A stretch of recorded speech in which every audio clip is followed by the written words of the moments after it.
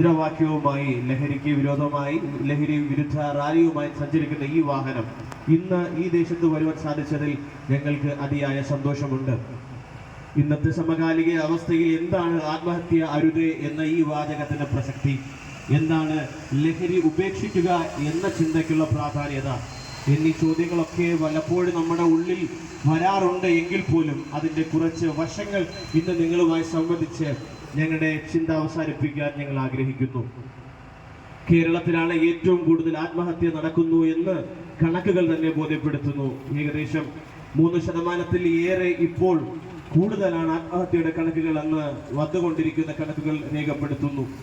അങ്ങനെ കേരളത്തിൽ ഏകദേശം 10,000-ൽ അധികം പേർ പ്രതിവർഷം ആത്മഹത്യ ചെയ്യുന്നു എന്നാണ് പറയപ്പെടുന്നത്. എന്താ ഇത്രയും ആത്മഹത്യ ചെയ്യാനുള്ള കാരണം ഈ കൊച്ചു കേരളത്തിലുള്ളത്? എന്താണ് ഇത്രയും ലഹരിക്കടിമകളായ യുവാക്കൾ ഈ കൊച്ചു കേരളത്തിൽ പോകാൻ കാരണം? ഈ നാട്ടിൽ ഞാൻ നിൽക്കുമ്പോൾ ഇവിടെ ലഹരി ഇല്ല എന്ന് നിങ്ങൾ എന്നോട് പറയുകയാണെങ്കിൽ, കരിക്കരത്തല PRS കോളേജിൽ പഠിച്ച എന്നോട് അത് നിങ്ങൾ പറയുമ്പോൾ ഒരല്പം എനിക്ക് എതിർപ്പ് പറയാനുണ്ട്. കുറുവാട് തുടങ്ങി ഇങ്ങോട്ട് വരുമ്പോൾ പാലിയോട് മേഖലകളിൽ, വണ്ണാങ്കോണം ഏരിയ, ചെമ്പൂര് ഈ സൈഡൊക്കെ ഒന്ന് നോക്കുമ്പോൾ ലഹരി ഇല്ലാത്ത നാടെന്ന് ഒരിക്കലും നമുക്ക് പറയാൻ കഴിയില്ല. ഇനി ഇരിക്കട്ടെ, കുഞ്ഞുനാൾ മുതൽ കുഞ്ഞു ആളുകൾ മുതൽ മുതിർന്നവർ വരെ ലഹരിക്കടിമകളായി ജീവിതത്തിൽ ഒരുപാട് പ്രശ്നങ്ങൾ കീഴ്പ്പെട്ടവരായി പല മേഖലകളിൽ തിരിയുമ്പോൾ അവസാനം അവർ ചെന്നെത്തുന്ന ഒരു മറുപടി അല്ലെങ്കിൽ അവരുടെ പരിഹാര ക്രിയയാണ് ആത്മഹത്യ എന്ന് പറയുന്നത്. കുഞ്ഞുനാൾ തുടങ്ങി അവർക്ക് ലഭിക്കുന്ന ചെറിയ ചെറിയ പ്രശ്നങ്ങളിൽ മനം നൊന്ന് തുടങ്ങുന്ന ഒരു അഡിക്ഷനിലൂടെ പതിയെ പതിയെ അവർ വിഷാദ രോഗങ്ങളിലേക്ക് പോവുകയും വിഷാദ രോഗത്തിൽ നിന്ന് ആത്മഹത്യ എന്ന പ്രവണതകളിലേക്കും ക്രിയയിലേക്കും അവർ ചെന്നെത്തുകയും ചെയ്യുന്നു. ഇപ്രകാരമാണ് കണക്കുകൾ പറയുന്നത്. വിഷാദ രോഗത്തിന് അടിമകളായിട്ടുള്ള 1-2% ആളുകൾ മാത്രമാണ് ആത്മഹത്യ ചെയ്യുന്നത്. അർത്ഥം ഒരുപാട് ഏറെ ലക്ഷക്കണക്കിന് ആളുകളാണ് വിഷാദ രോഗത്തിന് അടിമകളായിരിക്കുന്നത്. വിഷാദ രോഗമെന്ന് കേൾക്കുമ്പോൾ പണ്ടെങ്ങാനൊക്കെ കേട്ട അങ്ങും ഇങ്ങും കേട്ട അറിവുകൾ മാത്രമേ നമുക്കുള്ളൂ. എന്നിരുന്നാൽ ഇന്ന് ഓരോ കുടുംബത്തിലും ഒന്ന് എടുത്തു പറയുകയാണെങ്കിൽ ഒരു വ്യക്തിക്കെങ്കിലും ഏറ്റവും കുറഞ്ഞത് വിഷാദ രോഗം ഉണ്ട് എന്ന് കണക്കുകൾ ബോധ്യപ്പെടുത്തുന്നു. എന്താണ് ഈ വിഷാദ രോഗം എന്ന് പറയുന്നത്? എന്തോ ചില വിഷമങ്ങൾ വരുമ്പോൾ സങ്കടപ്പെട്ട് ഭക്ഷണം കഴിക്കാതിരിക്കുന്നതിൽ നിന്ന് തുടങ്ങി മറ്റുള്ളവരോട് സംസാരിക്കാൻ കഴിയാതെ ഒരു മുറിക്കുള്ളിൽ തങ്ങളെ തന്നെ അടച്ചിടുകയും ഇനി മറ്റൊരു അവസാന്തരത്തിലേക്ക് അത് മാറുമ്പോൾ മറ്റുള്ള സുഹൃത്തുക്കളോട് സംസാരിക്കുന്നു, ഇടപഴകുന്നു, ചിരിക്കുന്നു, കളിക്കുന്നു, എങ്കിൽ പോലും മനസ്സിനൊരു സമാധാനമില്ലാതെ, സ്വസ്ഥതയില്ലാതെ, എപ്പോഴും മനസ്സ് ചഞ്ചലമായിരിക്കുന്ന ഒരു അവസ്ഥയാണ് വിഷാദ രോഗം എന്നുകൊണ്ട് സൂചിപ്പിക്കുന്നത്. ഇപ്രകാരം പ്രശസ്ത സിനിമാ നടിയായ ലെന എന്ന് പറയുന്ന ഒരു വ്യക്തി കഴിഞ്ഞ ദിവസങ്ങൾ ഒരു ഇന്റർവ്യൂവിൽ ഇപ്രകാരം പറഞ്ഞു: വിഷാദ രോഗത്തിനുള്ള ആന്റി ഡിപ്രസന്റ് ഒക്കെ കഴിക്കുന്ന ഒരു വ്യക്തിക്ക് ഈ BP-ക്ക് കൊളസ്ട്രോളിനൊക്കെ കഴിക്കുന്ന ഗുളിക പോലെ, ഡയബറ്റിക് പേഷ്യന്റ് കഴിക്കുന്ന ഗുളിക പോലെ ഒരിക്കലും നിർത്താൻ പറ്റാത്ത ഗുളികയാണ് ഡോക്ടേഴ്സ് കൊടുക്കുന്നത്. ഇങ്ങനെ വിഷാദ രോഗത്തിന് എതിരെയുള്ള ഗുളികകൾ എടുത്തു തുടങ്ങിക്കഴിഞ്ഞാൽ, അതിനെതിരെ ട്രീറ്റ്മെന്റ് എടുത്തു തുടങ്ങിക്കഴിഞ്ഞാൽ ജീവിതകാലത്ത് ഒരിക്കലും അത് നിർത്താൻ കഴിയുകയില്ലെന്ന് പറയുവാനിടയായി തീർന്നു. ഞാനൊരു കാര്യം പറയട്ടെ, നമ്മുടെ ജീവിതത്തിലും പലപ്പോഴും പല പ്രശ്നങ്ങൾ ഇന്ന് ഈ സമയത്ത് ഞാൻ നിങ്ങളോട് സമ്മതിച്ചു കൊണ്ടിരിക്കുമ്പോൾ പല പ്രശ്നങ്ങളിലൂടെയാണ് നിങ്ങൾ കടന്നു പോകുന്നത്. ഇന്ന് നമ്മളൊരു ഡോക്ടറിന്റെ അടുക്കലേക്ക് പോയി ഒരു മരുന്നെടുക്കാൻ തയ്യാറായി കഴിഞ്ഞാൽ ചിലപ്പോൾ നമ്മുടെ ജീവിത അവസാനം വരെ അത് തുടർന്നു കൊണ്ടിരിക്കണമെന്നുണ്ട്. ഇനി അതിനൊക്കെ പരിഹാരമുണ്ടോ എന്ന് ഉറപ്പും പറയാൻ കഴിയത്തില്ല. എന്തുകൊണ്ടാണ് ഞാൻ അങ്ങനെ പറഞ്ഞത്? 2018 ആണ്ട് ഓഗസ്റ്റ് മാസം 1-ാം തീയതി ഒരു പെട്രോൾ ടാങ്കർ ലോറി എന്റെ ശരീരത്തിലൂടെ കയറി ഇറങ്ങി 7 മാസം തിരുവനന്തപുരം മെഡിക്കൽ കോളേജിൽ ഒന്ന് അനങ്ങാനോ തിരിയാനോ കഴിയാതെ S3 യൂണിറ്റിൽ അഡ്മിറ്റായി ഞാൻ കിടക്കുമ്പോൾ ഇപ്രകാരം ഞാൻ വിഷാദ രോഗത്തിന് അടിമയായി. ഡോക്ടേഴ്സ് ഇപ്രകാരം എന്ന് പറഞ്ഞു, ഇവൻ ഡിപ്രഷനിലേക്ക് പോവുകയാണ്, എന്തെങ്കിലും പ്രതിക്രിയ ചെയ്യണം. ഇങ്ങനെ എന്റെ അമ്മയ്ക്ക് മെഡിക്കൽ റെക്കോർഡ്സില് മെന്റൽ വാർഡിലേക്ക് ഇവര് സൈക്കോളജി വാർഡിലേക്ക് റെഫർ ചെയ്തിട്ട് അമ്മയെ പറഞ്ഞയച്ചു. അമ്മ ഇങ്ങനെ ഈ ആശുപത്രി വാർഡിലേക്ക് നടന്നു പോകുമ്പോൾ ഭ്രാന്തരായ ആൾക്കാരെ പൂട്ടിയിട്ടിരുന്ന സെല്ലുകൾ കണ്ടു. ഇത് നോക്കിയിട്ട് എന്റെ അമ്മ ഇപ്രകാരം കരഞ്ഞുവെന്ന് അമ്മ പറഞ്ഞത്, എന്റെ മകനെയും ഇങ്ങനെ ഒരു ജയിലറയ്ക്കകത്ത് അടച്ചിടുമോ എന്ന് അമ്മ ഭയന്നു. ഞാനൊരു കാര്യം പറയട്ടെ, ഡോക്ടേഴ്സ് എനിക്ക് ആന്റി ഡിപ്രസന്റ് ഗുളികകൾ അവിടെ എഴുതി തന്നു. പക്ഷെ അതിലല്ല എനിക്ക് വ്യത്യാസം വന്നത്. എന്റെ പ്രാർത്ഥനയിൽ, എന്റെ സങ്കടപ്പെട്ട് ഞാൻ കിടക്കുന്ന അവസ്ഥയിൽ ഒരുപാട് മതത്തിന്റെ കീഴിൽ പോയത് കൊണ്ടല്ല, ഒരുപാട് പ്രാർത്ഥന ശകലങ്ങൾ ഞാൻ തീർത്ഥാടന രീതിയിൽ ചെയ്തത് കൊണ്ടല്ല, കേവലം ഒറ്റ വാക്കിന്റെ മധ്യേ എന്റെ അടുക്കൽ ഇറങ്ങി വന്ന ഒരു യേശു കർത്താവിനെയാണ് എനിക്ക് നിങ്ങളോട് പറയാനുള്ളത്. നിങ്ങളുടെ ഏത് ജീവിതത്തിന്റെ പ്രശ്നത്തിനും ഒരു മറുപടിയായി ഇറങ്ങി വരാൻ കഴിയുന്ന ഒരു അനന്തനായ ഒരു ദൈവത്തെയാണ് എനിക്ക് നിങ്ങളോട് ഇന്ന് പറയാനുള്ളത്. ഈ ഭൂമിയിലെ സകല വിശുദ്ധ ഗ്രന്ഥങ്ങളും മതഗ്രന്ഥങ്ങളും ലോകത്തിന്റെ ധർമ്മങ്ങൾ നിയമങ്ങളും ഒക്കെ അതിർവരം വിട്ട് വിശുദ്ധിയുടെ കണികൾ കൊണ്ട് നിങ്ങളെ പൂട്ടിയിടുമ്പോൾ അതിനപ്പുറം മനുഷ്യന് മനസ്സിലാക്കാൻ പറ്റുന്ന രീതിയിൽ ഇറങ്ങി വന്ന് സഹായിക്കുന്ന ഒരുവനെ കുറിച്ചാണ് എനിക്കിന്ന് നിങ്ങളോട് പറയാനുള്ളത്. ആത്മഹത്യയും വിഷാദവും എന്നൊക്കെ ഞാൻ പറയുമ്പോൾ എന്ത് അനുഭവമായെന്ന് നിങ്ങൾ ചോദിക്കുമ്പോൾ വിഷാദത്തെ കുറിച്ച് ഞാൻ പറഞ്ഞു, ആത്മഹത്യയെ കുറിച്ച് ഞാൻ പറഞ്ഞു വരാം. എന്റെ ജീവിതത്തിൽ ആശുപത്രി കിടക്കയിൽ കിടന്നുകൊണ്ട് ഇനി എനിക്കൊന്ന് പുറത്തേക്ക് എഴുന്നേറ്റ് നടക്കാൻ കഴിയുകയില്ല, എനിക്കൊന്ന് വീട്ടിലേക്ക് വരാൻ പറ്റില്ല എന്ന് ഞാൻ ഉറപ്പിച്ച സമയം ഡോക്ടറോട് ഇപ്രകാരം ചോദിച്ചു, ഡോക്ടറെ ഇവന് ഇനി എന്തെങ്കിലും ട്രീറ്റ്മെന്റ് ബാക്കിയുണ്ടോ എന്ന് എന്റെ അപ്പൻ ചോദിച്ചപ്പോൾ ഡോക്ടറിനെ മുഖത്ത് നോക്കി എന്റെ അപ്പനോട് പറഞ്ഞു, ഞങ്ങൾ വെറും 1% പ്രതീക്ഷയിൽ നിന്നാണ് തുടങ്ങിയത്. ഡോക്ടർമാർക്ക് പ്രതീക്ഷ അറ്റസ്ഥാനത്ത് 4 പ്രാവശ്യം ഡോക്ടേഴ്സ് മാറി മാറി പറഞ്ഞു ഞാൻ മരിച്ചു പോകും, ഇന്നത്തെ രാത്രി താണ്ടുകയില്ലെന്ന്. തെളിവുകൾ തരാൻ എന്റെ മക്കൾ ഇന്നുമുണ്ട്. ഇങ്ങനെ പറഞ്ഞിരിക്കുന്ന അവസ്ഥയിൽ എങ്ങനെയാ എനിക്കൊരു വ്യത്യാസം വന്നത്? പെയിൻ കില്ലേഴ്സ്, മോർഫിനും ട്രമഡോളും ഒക്കെ ഇങ്ങനെ ശരീരത്തിൽ 24 മണിക്കൂറും കയറ്റിക്കൊണ്ടിരുന്നപ്പോൾ വേദനയ്ക്ക് ശമനമില്ലാതെ രാത്രി ഞാൻ കിടന്ന് അലറി.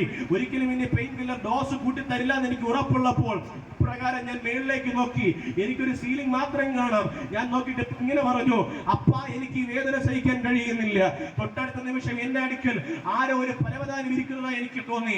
ഞാൻ വേദന ഏറ്റവനായി കിടന്നുറങ്ങി. ഞാനൊരു കാര്യം പറയട്ടെ, നിങ്ങളുടെ പ്രാർത്ഥനകളുടെ ഉയർച്ച കൊണ്ടോ ഇല്ലെങ്കിൽ അക്ഷരങ്ങളുടെ റിപ്പീറ്റേഷൻ കൊണ്ടോ അല്ലെങ്കിൽ നിങ്ങളുടെ ജൽപ്പനങ്ങൾ കൊണ്ടോ ഒരു മറുപടി നിങ്ങൾക്ക് ലഭിക്കുമെന്ന് തോന്നിയാൽ ഞാൻ പറയട്ടെ, അത് എന്റെ രീതിക്ക് തെറ്റെന്ന് ഞാൻ പറയും.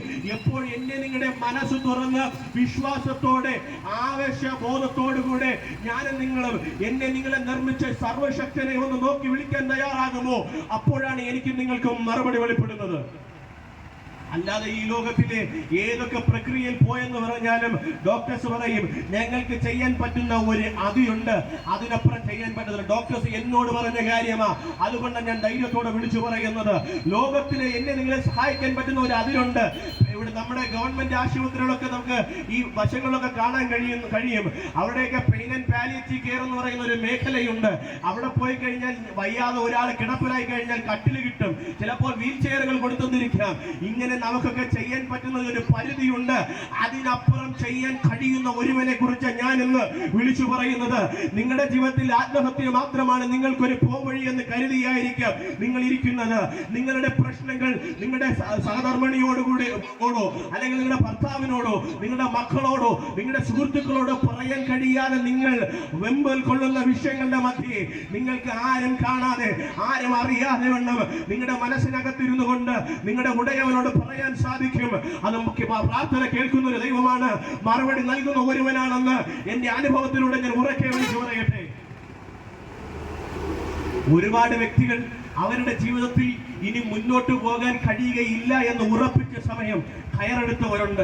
ഞാനും അങ്ങനെ കയറെടുത്തവനാണ്. വീട്ടിനകത്ത് കിടന്നിട്ട് ഇനി എന്റെ ജീവിതം മുന്നോട്ട് പോകയില്ലെന്ന് ഉറപ്പിച്ചപ്പോൾ സംഭവം വേഗത്തിൽ ഞാൻ പറഞ്ഞു വരാം. എന്റെ ശരീരത്തിൽ 4 ദ്വാരങ്ങളുടെ എന്റെ മൂത്രം പുറത്തുപോയി. ഇനി എങ്ങനെ എനിക്ക് മുന്നോട്ട് ജീവിക്കാൻ കഴിയുമെന്ന് എനിക്കറിയത്തില്ല. എണീറ്റ് നടന്നിട്ടില്ല, കട്ടിൽ വടി പോലെ ഞാൻ കിടക്കുകയാണ്. എന്റെ നടുവ് തളർന്നതുപോലെ ഞാൻ കിടക്കുകയാണ്. എന്റെ ഇടത്തെ കാലിലെ തുടയിലൊരു മസിലില്ല. ഇങ്ങനെ ഞാൻ എന്റെ വയറ് തുറന്ന് വൻകുടൽ പുറത്തു വെച്ചേക്കുവാണ്. ഇങ്ങനെ ഒരു അവസ്ഥയിൽ ഇനി എങ്ങനെ മുന്നോട്ട് പോകുമെന്ന് എനിക്ക് ഉറപ്പില്ലാതിരുന്നപ്പോൾ കഴുത്തിൽ കുരുക്കിടാൻ ഞാൻ തീരുമാനിച്ചു. എന്റെ അടുക്കലുണ്ടായിരുന്ന സർജിക്കൽ ബ്ലേഡ് എടുത്തൊന്ന് കൈ മുറിച്ചിരുന്നെങ്കിൽ കൊള്ളാമെന്ന് ആഗ്രഹിച്ച വ്യക്തിയാണ് ഞാൻ. പക്ഷെ എനിക്കെന്ന് കഴിയാതെ പോയി. ഞാനൊരു കാര്യം പറയട്ടെ, മുന്നോട്ട് ജീവിക്കാൻ ഒരു പോവഴിയില്ല, ഒരു പഴുതില്ല എന്ന് തോന്നുന്ന സമയത്താണ് ഇത് മതി, നിർത്താമെന്ന്, ഈ ജീവിതം മതി എന്ന് ഞാൻ നിങ്ങൾ തീരുമാനിക്കുന്നത്. പലരും ചോദിക്കുന്ന ഒരു ചോദ്യമാണ്, ആത്മഹത്യ എന്തേ എല്ലാത്തിനും പരിഹാരമാണോ? പലരും എന്നോട് ചോദിച്ചു. ഞാൻ തമാശ രൂപേണ അവരോട് പറഞ്ഞു, ആത്മഹത്യ പലതിനും പരിഹാരമാണ്. ആരും എന്നോട് ചീർക്കരുത്, ഞാൻ പറഞ്ഞു വരാം. ആത്മഹത്യ എന്തിനു പരിഹാരമാണ്? എന്റെ പ്രശ്നത്തിൽ നിന്ന് എനിക്ക് ഒളിച്ചോടാൻ ഒരു പരിഹാരമാണ്. പക്ഷെ എന്നെ ജനിപ്പിച്ച എന്റെ അപ്പനും അമ്മയും എന്റെ സഹോദരനും എന്നെ സ്നേഹിക്കുന്ന പലരും ഞാനൊരു പ്രശ്നത്തിലാകുമ്പോൾ കേവലം ഞാൻ മാത്രമല്ല പ്രശ്നത്തിലാകുന്നത്, എന്റെ സുഹൃത്തുക്കൾ ആ പ്രശ്നത്തിലാകുകയാണ്, എന്റെ വീട്ടുകാരാകുകയാണ്. ഞാൻ ആത്മഹത്യ ചെയ്തത് കൊണ്ട് അവർ ഇനി സമാധാനത്തോടെ ജീവിക്കണമെന്നില്ല. ഞാൻ ഒരല്പം കാശ് ഒരാൾക്ക് കടം തിരിച്ചു കൊടുക്കാനുണ്ട്, ആ വ്യക്തിക്ക് കടം കൊടുക്കാൻ കഴിയാത്തത് കൊണ്ട് ഞാൻ ആത്മഹത്യ ചെയ്തു. എന്തേ നിങ്ങൾക്ക് തോന്നുന്നത് നിങ്ങൾ ആത്മഹത്യ ചെയ്തതുകൊണ്ട് ആ പ്രശ്നം തീർന്നോ? ഇല്ല. നാളെ അവർ നിങ്ങളുടെ വീട്ടിലേക്ക് വീട് കയറും. ഇനി കോടതി ഉണ്ടെങ്കിൽ അത് നിങ്ങളുടെ വീട് ജപ്തി ചെയ്യാൻ വേണ്ടി ബാങ്കുകാർക്ക് നിയമം കൊണ്ടുവരാൻ സാധിക്കും. ഇങ്ങനെ നിങ്ങൾ പലതിനും പരിഹാരമെന്ന് നിങ്ങൾ വിചാരിക്കുമ്പോൾ ഇല്ല, പ്രശ്നങ്ങൾ അവിടെ തീർന്നില്ല. ഞങ്ങൾ ഇന്ന് പറയുന്നത് നിങ്ങളുടെ പ്രശ്നത്തിനൊരു പരിഹാരമാണ് ഞങ്ങൾ പറയുന്നത്. നിങ്ങൾ സകലതും നിങ്ങൾ ശ്രമിച്ചു നോക്കിയില്ലേ? നിങ്ങൾ ആശുപത്രിയിലേക്ക് അഭയം തേടി നോക്കി, ആത്മഹത്യ ചെയ്യാതിരിക്കാൻ വേണ്ടി പല മേഖലകളും നോക്കി, കടം വാങ്ങിച്ചു, ഇനി ഒരു രക്ഷയില്ല, കുടുംബത്തിനകത്തൊരു സമാധാനമില്ല, ഭർത്താവ് മദ്യപിച്ച് ലക്കുകെട്ട് ഭാര്യ തല്ലുന്ന ഒരു അവസ്ഥയുണ്ട്, മക്കൾ മദ്യത്തിന് മയക്കുമരുന്നിന് അടിമകളായി പോയി, ഇനി കുടുംബത്തിനൊരു രക്ഷയില്ലെന്ന് നിങ്ങൾ ആരെങ്കിലും എന്നെ കേൾക്കുന്നവരാരെങ്കിലും അങ്ങനെ കരുതുന്നുണ്ടെങ്കിൽ ഞാൻ ഇന്ന് നിങ്ങൾക്കൊരു പരിഹാരം ഞാൻ നിങ്ങൾക്ക് നിർദ്ദേശിക്കാം. ആ പരിഹാരത്തിന്റെ പേരാണ് യേശു ക്രിസ്തു. സകല മനുഷ്യനും സകല മാനവരാശി ഉളവായ നാൾ മുതൽ ചോദിച്ചൊരു ചോദ്യമാണ്, എന്തുകൊണ്ട് എന്റെ ജീവിതത്തിൽ ഇങ്ങനെ സംഭവിക്കുന്നു? ലളിതമായി പറഞ്ഞാൽ എനിക്ക് മാത്രം എന്തുകൊണ്ട് ഇങ്ങനെ സംഭവിക്കുന്നു, എന്തിനാ എനിക്ക് ഇങ്ങനെയൊക്കെ എന്ന് ചോദിക്കുന്ന പല ചോദ്യങ്ങളുണ്ട്. ഞാനൊരു കാര്യം പറയട്ടെ, പണ്ടൊരിക്കൽ പലരും ചോദിച്ച മറ്റൊരു ചോദ്യമുണ്ട്, നമ്മുടെ ജീവിതം എന്തിനാണ് ഞാൻ ഇങ്ങനെ ജീവിക്കുന്നത്, ഞാൻ ജനിച്ചതിന്റെ ഉദ്ദേശം എന്താണ്, ഞാൻ എവിടേക്കാണ് പോകുന്നത്? ഈ സകല ചോദ്യങ്ങൾക്കും ഞാനൊരു മറുപടി നൽകാം. അതിനു മുൻപ് ഒരു കാര്യം കൂടെ പറയട്ടെ. പാപം എന്നൊരു വാക്ക് ബൈബിളിൽ മാത്രമല്ല സാമൂഹ്യപരമായി മറ്റുള്ള സകല പുസ്തകങ്ങളിലും നമുക്ക് വായിക്കാൻ കഴിയുന്ന ഒരു വാക്കാണ് പാപം. എന്നിരുന്നാലും ബൈബിൾ വൽക്കരിക്കപ്പെട്ട ഈ പദത്തിനെ ഒന്ന് ലഘൂകരിച്ച് സാമാന്യ ഭാഷയിൽ ഞാൻ ഇപ്രകാരം പറയട്ടെ, തെറ്റ്, ശരിയും തെറ്റും എന്നതിനെ കുറിച്ച് എനിക്ക് നിങ്ങൾക്കും നന്നായിട്ട് അറിയാം. എനിക്ക് ഒരു തെറ്റ് പറ്റിയാൽ എനിക്ക് അതിന്റെ ഉള്ള ഒരു ഫലം ഞാൻ അനുഭവിച്ചേ മതിയാകത്തുള്ളൂ. ഞാനൊരു ശരിയായ കാര്യം ചെയ്താൽ ഞാൻ അതിന് ശരിയായ ഫലം അനുഭവിച്ചേ മതിയാകത്തുള്ളൂ. ഇത് ഇപ്രകാരം പ്രകൃതിയിൽ വിശ്വസിക്കുന്നവർ പറയാറുണ്ട്, പ്രകൃതിയിലുള്ള പ്രകൃതിദത്തമായ നിയമമാണിതെന്ന്. ഇരിക്കട്ടെ, ഇങ്ങനെ ഞാൻ ശരിയാണ് ചെയ്യുന്നതെന്ന് എന്റെ മനസാക്ഷിയെ ബോധ്യപ്പെടുത്തുന്നത് എന്താണ്? നിയമസംഹിതകളാണോ? ഒരു ഭാഗത്ത് ശരി, ഞാൻ അവിടേക്ക് വരാം. ഞാൻ ചെയ്യുന്നത് തെറ്റാണെന്ന് എന്നെ ബോധ്യപ്പെടുത്തുന്നത് എന്താണ്? ഈ ലോകത്തിലെ നിയമങ്ങളാണോ? ഒരു ഭാഗത്ത് ശരി. ഒന്നുകൂടെ ഞാൻ എടുത്തു പറയാം, ഈ ഭൂമിയിലെ സകല ധർമ്മ സംഹിതകളും ധർമ്മത്തെ കുറിച്ച് പറയുന്ന സകലതും ഒരു ഫുൾ സ്റ്റോപ്പ് ഇട്ട് നിർത്തിയപ്പോൾ ഗാന്ധിജി അഹിംസയെ കുറിച്ച് പറഞ്ഞു. ഗാന്ധിജി ഇഷ്ടപ്പെടുന്ന വ്യക്തിയാണ് ഞാനും. അഹിംസ എല്ലാത്തിനും പരിഹാരമാണോ? ഇല്ല എന്ന് കാലം തെളിയിച്ചിരിക്കുന്നു. മദർ തെരേസ നല്ല കാര്യങ്ങൾ ചെയ്തു, എന്തേ എല്ലാം നല്ലതായി പരിണമിച്ചോ? ഇല്ല. എല്ലാവരും ധർമ്മത്തെ കുറിച്ച് പറയുമ്പോൾ ഈ ഭൂമിയിലെ സകല ധർമ്മങ്ങളും എവിടെയോ ഒരിടത്ത് ഫുൾ സ്റ്റോപ്പ് ഇട്ട് നിർത്തിയപ്പോൾ സകല ധർമ്മത്തിന്റെയും അടിവേരിട്ടുകൊണ്ട് സകലത്തിനെ പ്രവൃത്തിയിലൂടെ കാണിച്ചു തന്ന ഒരു യേശു കർത്താവുണ്ട്. തന്റെ ജീവിതത്തിലൂടെ ഇപ്രകാരം യേശു കർത്താവ് പറഞ്ഞു, ഞാൻ തന്നെ വഴിയും സത്യവും ജീവനുമാകുന്നു. ഈ ഭൂമിയിൽ മറ്റാർക്കും പറയാൻ കഴിയാത്തത്, മറ്റാരും കടന്നു പോകാത്ത ജീവിത വേദനയിലൂടെ കടന്നുപോയ യേശു കർത്താവ് പറഞ്ഞു, ഞാൻ തന്നെ വഴിയും സത്യവും ജീവനുമാകുന്നു. ഇന്ന് ഞാനും നിങ്ങളും ജീവിതത്തിന്റെ പല പ്രശ്നങ്ങളിലൂടെ കടന്നു പോകുമ്പോൾ ഞാനൊരു കാര്യം ഓർപ്പിക്കട്ടെ, എനിക്ക് നിങ്ങൾക്കും സഹായം നൽകാൻ നിങ്ങളുടെ കൂട്ടുകാരില്ലാതിരിക്കുമ്പോൾ, കുടുംബക്കാരില്ലാതിരിക്കുമ്പോൾ, എന്നെ നിങ്ങളെ കൈത്താങ്ങേണ്ടുന്നവർ നിങ്ങളെ തള്ളിക്കളയുമ്പോൾ, ഒരു നേരത്തെ ഭക്ഷണം പോലും തരാൻ ആർക്കും മനസ്സില്ലാതെ നിങ്ങളെ കുത്തി നോവിക്കുമ്പോൾ, ഒരു മരത്തിന്റെ കീഴിൽ ഇരുന്നു കൊണ്ടോ ഇല്ലെങ്കിൽ അടച്ചിട്ട മുറിയിൽ ചുവരിലേക്ക് മുഖം തിരിച്ച് കരയുന്ന എന്നെ കേൾക്കുന്ന പ്രിയരെ, ഞാനൊരു കാര്യം പറയട്ടെ, നിങ്ങളുടെ ഈ കരച്ചിൽ കാണുന്ന ഒരു ദൈവമുണ്ട്. അതാണ് ഞാൻ പ്രഘോഷിക്കുന്ന യേശു കർത്താവ്. നിങ്ങൾക്ക് മറുപടി നൽകാൻ കഴിയുന്ന, നിങ്ങളുടെ പ്രശ്നത്തിന് ഒരു പരിഹാരം നൽകാൻ കഴിയുന്ന ഒരു ദൈവത്തെയാണ് ഞാൻ വിളിച്ചു പറയുന്നത്. എന്റെ ജീവിതത്തിന്റെ അനുഭവത്തിൽ നിന്ന് ഞാൻ പറയട്ടെ, ആത്മഹത്യയിൽ നിന്ന് എന്നെ രക്ഷിച്ച, എന്നെ അപകടത്തിൽ നിന്ന് എന്നെ രക്ഷിച്ച, എന്നെ ഡിപ്രഷനിൽ നിന്ന്, വിഷാദ രോഗത്തിൽ നിന്ന് എന്നെ രക്ഷിച്ച ഒരു ദൈവത്തെ എനിക്ക് നിങ്ങളോട് പറയാനുണ്ട്. ആ ദൈവത്തിന്റെ അടുക്കിലേക്ക് നിങ്ങൾ വരാൻ ഒരു ചെലവുമില്ലെന്ന്, ഒരു പൈസയും ചെലവാക്കണ്ട, നിങ്ങളുടെ കാൽക്കൽ നിങ്ങൾ ഒന്നും കൊണ്ടുവെക്കണ്ട. ഇവിടെ ഞങ്ങളുടെ അടുക്കൽ വരണമെന്ന നിർബന്ധവുമില്ല. നിങ്ങൾ ഇരിക്കുന്ന നിങ്ങളുടെ സ്ഥലങ്ങളിൽ, ചിലപ്പോൾ കച്ചവട സ്ഥലങ്ങളിലായിരിക്കാം, ചിലപ്പോൾ യാത്രയിലായിരിക്കാം, നിങ്ങളുടെ വാഹനങ്ങളിലായിരിക്കാം, നിങ്ങളുടെ ഭവനങ്ങളിലായിരിക്കാം, എവിടെയുമാകട്ടെ, നിങ്ങളുടെ ഹൃദയം മാത്രം ഒന്ന് തുറക്കാൻ തയ്യാറായി കഴിഞ്ഞാൽ വിശ്വാസത്തോടെ, ഒന്നുകൂടെ എടുത്തു പറയട്ടെ, വിശ്വാസത്തോടെ ആവശ്യബോധത്തോടു കൂടെ നിങ്ങളുടെ ഹൃദയം തുറക്കാൻ തയ്യാറാണെങ്കിൽ, എന്റെ രോഗാവസ്ഥയിൽ ഇറങ്ങി വന്ന, എനിക്ക് സഹിക്കാൻ കഴിയാത്ത പ്രശ്നത്തിന്റെ നടുവിൽ ഇറങ്ങി വന്ന് എന്നെ രക്ഷിച്ച ഒരു യേശു കർത്താവുണ്ട്. മതത്തിന്റെ അടിസ്ഥാനത്തിലല്ല, ജാതിയുടെയോ വർണ്ണത്തിന്റെയോ നിറത്തിന്റെയോ രാഷ്ട്രത്തിന്റെയോ പണത്തിന്റെ അടിസ്ഥാനത്തിൽ ആ ദൈവം ഇറങ്ങി വരുന്നത്. പണ്ഡിതനോ പാമരനോ കുലവാനോ കുലഹീനനോ ഇതൊന്നും എന്റെ ദൈവം നോക്കുന്നില്ല. ഞാൻ പറയുന്ന ഇത് ഒരു മാർഗം മാത്രമാണ്. നിങ്ങൾക്കൊന്ന് ശ്രമിച്ചു നോക്കാവുന്നതാണ്. നിങ്ങൾ ഏത് മതത്തിൽപ്പെട്ടവനോ നിറത്തിൽപ്പെട്ടവനോ ആരോ ആയിക്കോട്ട് പോകട്ടെ, ഞാനും പല വിശ്വാസത്തിൽപ്പെട്ടവനാണ്, ഞങ്ങളിൽ എല്ലാവരും പല വിശ്വാസത്തിൽപ്പെട്ടവരാണ്. പക്ഷേ ഞങ്ങൾ അനുഗമിക്കുന്ന, ഞങ്ങൾ ഫോളോ ചെയ്യുന്ന ഒരു വഴിയുണ്ട്, ഒരു മാർഗമുണ്ട്. അത് ഞങ്ങളുടെ യേശു കർത്താവ് കാണിച്ചു തന്ന വഴിയാണ്. അതുകൊണ്ട് ഞങ്ങൾ നിങ്ങളെ സ്വാഗതം ചെയ്യുക. നിങ്ങളുടെ പ്രശ്നത്തിന് ഒരു പരിഹാരമായി ഞങ്ങളുടെ പക്കൽ നിങ്ങൾക്ക് തന്നു സഹായിക്കാൻ കാശില്ല, പക്ഷേ ഞങ്ങളുടെ ഉള്ളിൽ സമാധാനവും സന്തോഷവും നൽകിയ ഒരു യേശു കർത്താവുണ്ട്. ആ ദൈവം ഞങ്ങൾക്ക് സൗജന്യമായി സമാധാനവും സന്തോഷവും നൽകി. അത് ഇന്ന് പകലിൽ മണ്ണാംകുളം ദേശത്തോട്, എന്റെ ഈ ശബ്ദം ശ്രമിക്കുന്ന സകലരോടും എനിക്ക് പറയാനുള്ളത്, സൗജന്യമായി ഞങ്ങൾക്ക് ലഭിച്ചത് സൗജന്യമായി ഞങ്ങൾ നിങ്ങൾക്ക് തരുന്നു. നിങ്ങൾക്ക് താല്പര്യമുണ്ടെങ്കിൽ, നിങ്ങൾക്ക് ആവശ്യമുണ്ടെങ്കിൽ, നിങ്ങളുടെ ഹൃദയങ്ങളൊന്ന് തുറക്കാൻ തയ്യാറാണെങ്കിൽ ആ യേശു കർത്താവ് നിങ്ങളെ സഹായിപ്പാനായി, രക്ഷിപ്പാനായി ഇന്ന് ഇറങ്ങി വരാൻ തയ്യാറാണ്. നിങ്ങൾക്ക് താല്പര്യമുണ്ടെങ്കിൽ, നിങ്ങളിത് കേട്ടിട്ട് നിങ്ങൾക്കൊരു വ്യത്യാസം നിങ്ങളുടെ ജീവിതത്തിൽ വരണമെന്ന് ആഗ്രഹിക്കുന്നുവെങ്കിൽ, മദ്യപാനത്തിൽ നിന്നൊരു വിടുതൽ വേണമെങ്കിൽ, ആത്മഹത്യ മാത്രമാണ് പരിഹാരമെന്ന് നിങ്ങൾ വിചാരിച്ചിരിക്കുന്ന പ്രശ്നത്തിന് ഒരു പരിഹാരം നിങ്ങൾ ആഗ്രഹിക്കുന്നുവെങ്കിൽ, ആത്മഹത്യ അല്ല പരിഹാരം. അതിനപ്പുറം നിങ്ങൾക്ക് ചെയ്യാൻ കഴിയുന്ന ഒരു പ്രക്രിയയുണ്ട്. സാമ്പത്തിക ചെലവില്ല അതിന്. നിങ്ങളുടെ ഹൃദയം മാത്രം തുറന്നാൽ മതി.